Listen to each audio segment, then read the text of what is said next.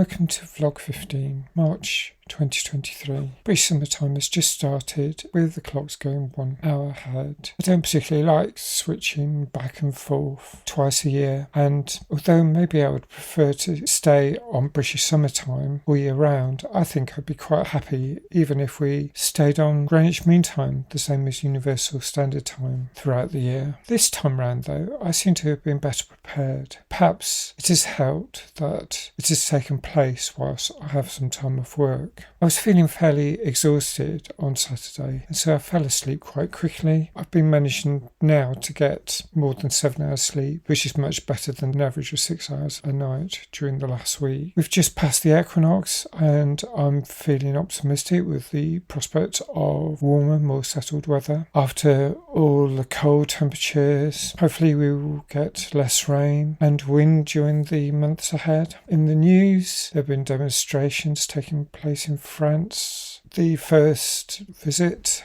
of the new King Charles III was cancelled. The reason I heard given by French authorities was that Charles likes to mingle. Admittedly, I heard this on Nick Abbott's humorous show, so I'll have to verify that. I gather Germany is now hosting His Majesty's first state visit. After quite a bit of personal turmoil in February, things are settling down for me. I'm feeling overall pretty good about things and enjoying the chance to rest up a little. I've seen a load of films. I'll start with FC. I won't say out the full title. One of my 20th century films was from 1999. I get the impression you're not supposed to talk about it. Yes, that film. I posted I was going to see a film starring Edward Norton, Brad Pitt and Helena Bonham Carter. One friend responded, "Do not talk about." So, just in case that rule really does spill over into real life, I won't say its name. It was an interesting film. It's very stylised. It had an underlying commentary on capitalism and consumerism, along with a lot of pent-up male aggression. Perhaps other stuff too, I suppose, mental health struggles. It's directed by David Fincher, and I've liked all of the work I've seen of his, in particular Gone Girl and The Social Network. I'm reminded that my late sister saw it on television in the mid-noughties, and she contacted me to encourage me to watch it, so finally I have. She explained it was similar to a film we both liked and one I mentioned recently, which I'm planning to review soon. Dear Zoe, this film stars a teenager who is struggling with grief and her feelings of guilt after her little sister is killed on the very day that America as a whole is traumatised by the terrorist attacks on New York City and Washington DC, 11th of September 2001. In the story, we work through the angst. It serves as a reminder that other events were happening. We get to see this young woman come to terms with what has happened and also care about the other people in her family. It's too easy, perhaps, to get absorbed when something really tumultuous happens. It was a thoughtful film. And Then There Were None, 1945. This film is based on a 1939 novel by Agatha Christie. I didn't know when I selected it that it had a really dodgy title when it was first published. Certainly in the UK. I gather in the US it was given the title it currently has. The story of the film follows a nursery rhyme that is also problematic. As you might guess from this particular title, And Then There Were None, it's about a group of people who are about to face an elimination game. They are sailing across a choppy sea to a remote island, and when they get there, this rhyme is read out. The owner of the island is not present. The owner is called UN Owens, which seems to be a play on the word unknown. This person knows all of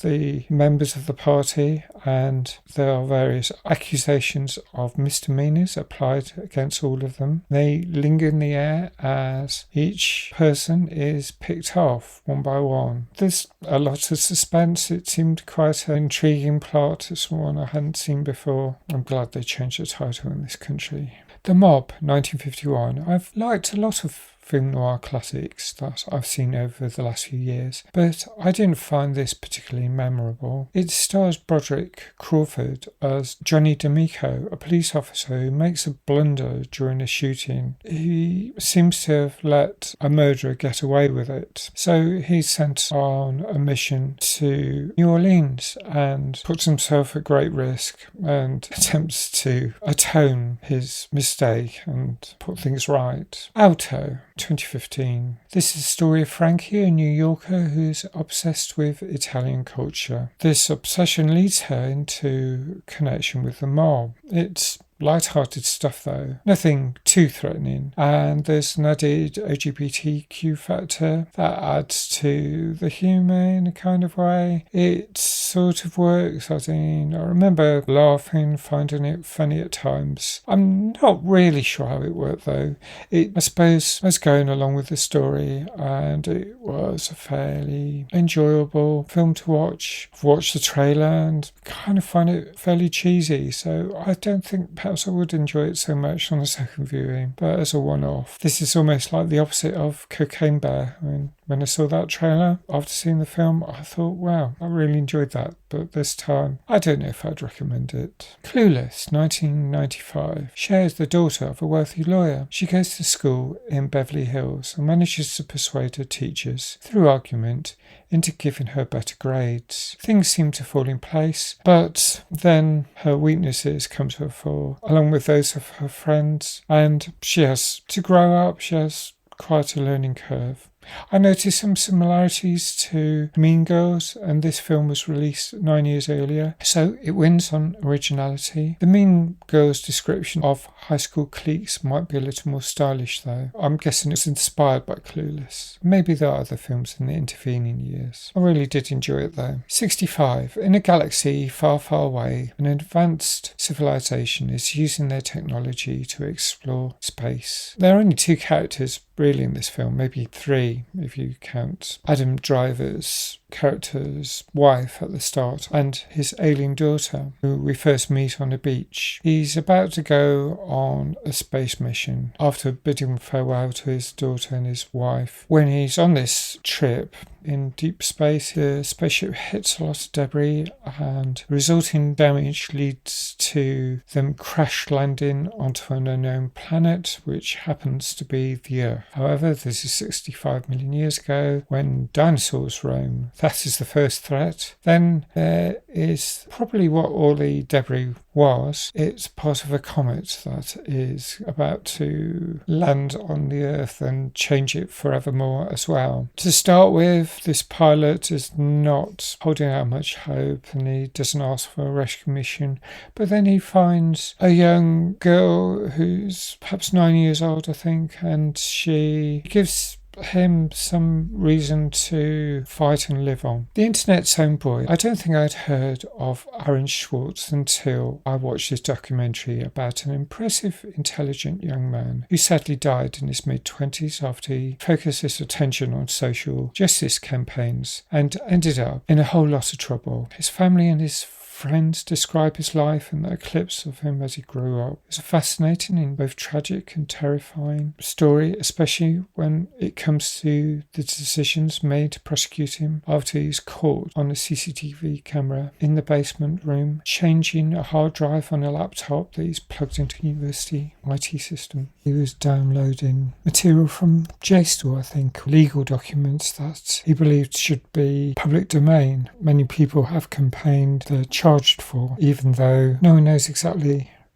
what the purposes of these downloads were for, but it seemed to be part of a campaign to provide free access to legal documents that many people believe should be openly available to everyone rather than charged for, since they are part of the public system that is paid for in America. I don't know what the situation is elsewhere in the world. My takeaway from the film was that it was really tragic that he ended up taking his own life because he believed in the principal, and like many other people, he clashed with the huge machinery of the state, national government. Many people argued that the case should not have gone to court. It shouldn't have ended up such a large, high-profile federal criminal investigation. If the situation hadn't been like that, he'd have still been around. He seemed like a very principled, very talented person, and it's a real shame that what happened to him. Just felt very sad at the end of this. There was one thing that he did actually manage to change. He had some sort of legacy, and this was a real tribute to Aaron Schwartz. A Minute's Silence, a German film, Schweigeminute. I'm not sure I like this film, but a few things about it fascinated me. One is its location, as it's set on the edge of the Baltic Sea. I'm fascinated by that inland sea. Any significant large-sized body of water can be treacherous in a storm, but you don't really realise that unless you're sailing across it when the waves are choppy. People from this town go out stone fishing, and I wasn't really sure what a stonefish was when I looked it up. I don't think it's the same as the deadly marine life found in the Pacific, but when some Brits hear the locals talking about stone fishing, they laugh, and that's a bit embarrassing. There's probably something lost in translation. I think the German fishing town is fictitious. I couldn't find it on the map.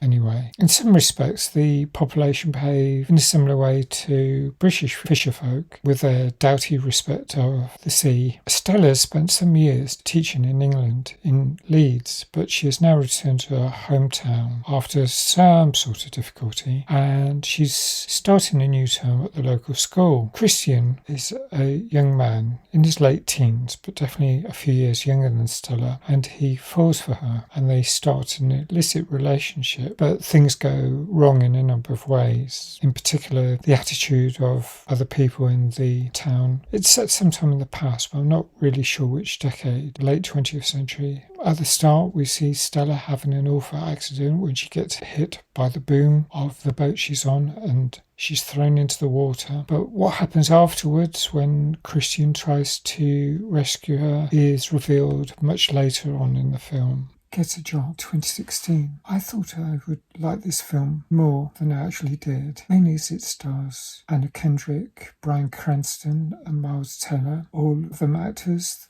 that I like a lot. I read it was funny, but it didn't appeal that much. Too many of the jokes were puerile. One of the lines that I did laugh at was about the drug test. Is it multiple choice? But even that's a little hackneyed, a little obvious, and probably recycled. Sometimes really daft humour does tickle my funny bone. Perhaps it's the timing, or the nature of delivery, or the element of surprise. A lot of it was ew, though. It wasn't exactly gross out, but perhaps I wasn't in the right mood for it. Saturday Night Fever, 1977. I'm familiar with the songs in this, especially as when I was in school, a friend gave me the soundtrack album, and I remember listening to it a lot on my cassette player. It's set in the height of the disco age, when the Bee Gees ruled supreme, and I still feel like I want to get up and dance when I hear many of the songs, along with a lot of other songs from that time. As an aside, I think I Feel Love by the late great Donna Summer was like the birth of techno. It was an amazing sound back in 1977. Sadly, Donna Summer believed the lung cancer she got may have been caused by inhaling toxic dust after the attacks of the 11th of September, and there's a moment of deep poignancy and sadness when you see the New York skyline with the Twin Towers in the background at the start of this film. I have seen the opening credits before, as there was a television programme many years ago in which John Travolta's cool swagger, timed to the unmistakable beat of Staying Alive, was analysed. It's really great start to a film. Suddenly the film title pops up in red neon letters. I was a little shocked during the first 20 minutes because of the racist, sexist and homophobic language and attitudes. They really jump jump out a mile. It shows it was such a different time in some respects. Much of what was acceptable in the 70s is problematic now. Problematic with a capital P. It isn't all like that though. Travolta's character, a 19-year-old Italian-American called Tony Manero, has just finished school and he isn't sure about his future. He works in a paint shop, and in his attempt to escape the quotidian drudgery, he heads for the 2001 Odyssey disco with its electric dance floor, all flashing lights. You can see him, he's always trying to chat up girls.